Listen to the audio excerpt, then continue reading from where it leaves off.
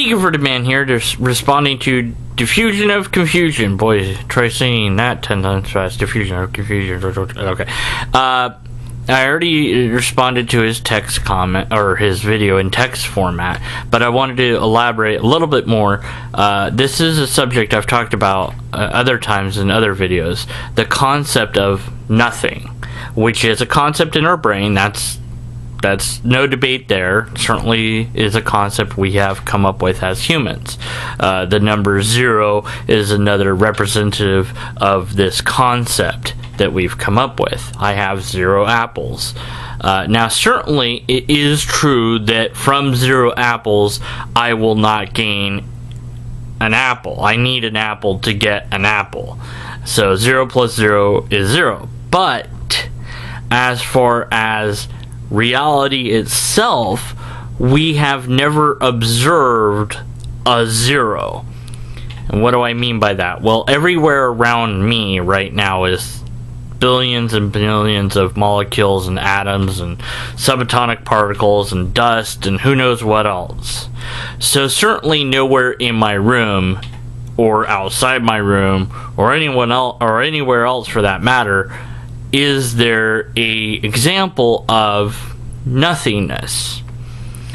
Now, I have read an article, and I'll try to find it and link it in the description, where they took out as much as they could from this small box. They took out all the they vacuumed all the air out. I did something to get rid of any traces of radiation, etc.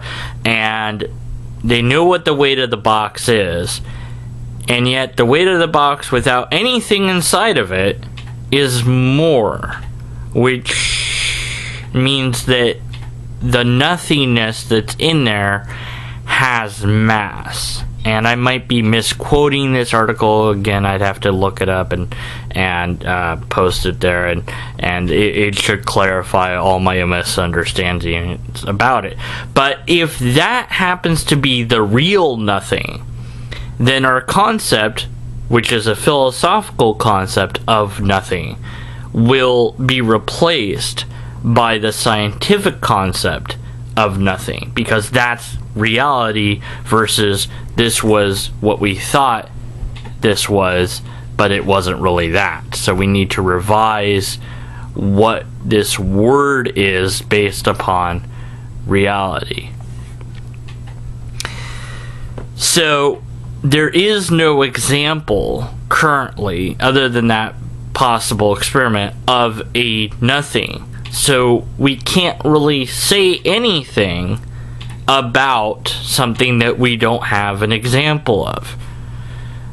And thus saying nothing comes from nothing is an unsubstantiated claim. You can't support it because you can't point to something that is nothing and say, hey, look, there's nothing in that jar, and as you can clearly see, that's all that it is. It's not making new stuff. So we just can't do that. And with this experiment, it seems that the mass of what they're calling nothing, I wish they'd come up with a new word, but nonetheless, I'll call it scientific nothing, that because it has mass, therefore it could have gravity, and if it has gravity, therefore it could do things. So literally what we would think about the scientific nothing could in fact be responsible for creating everything else. I don't know that that's the case, but it could be. And if it is the case, and that's what we find out to be true, then no matter what we think about it, whether we agree or disagree, whether we want to believe it or not, whether it makes us uncomfortable or not, or whether we fully understand it or not, it's still the truth. Reality is real regardless of what we think about it. The other point made was about observation, which is a good start, but observation also requires testing, and it requires other people other than yourself to get together and see if they can get the same results. What you're doing is philosophy, which is fine, but philosophy can only get you so far.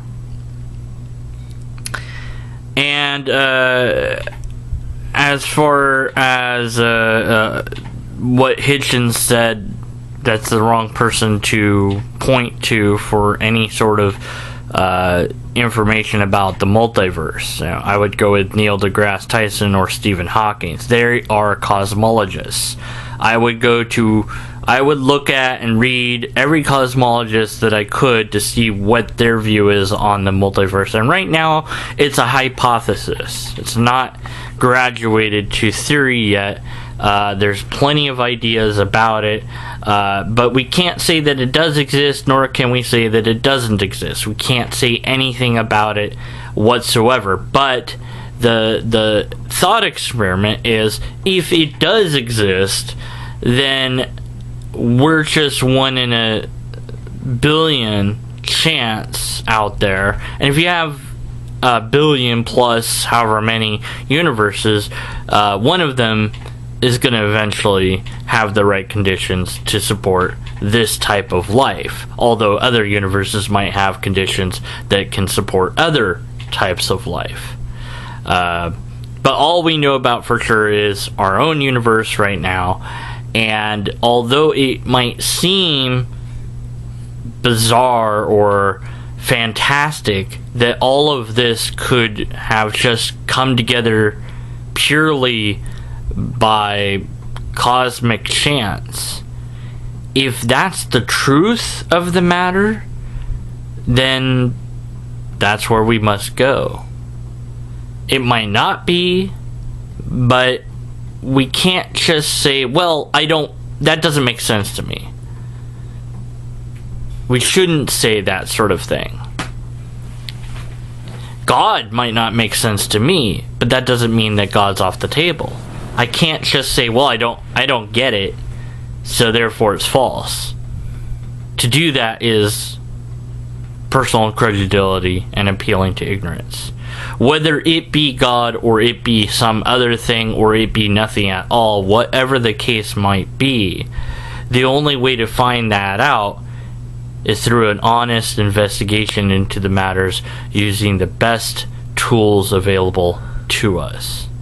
Right now you're using philosophy, which is a good tool, but you need to start including science and informal logic in your toolbox. Thanks for listening.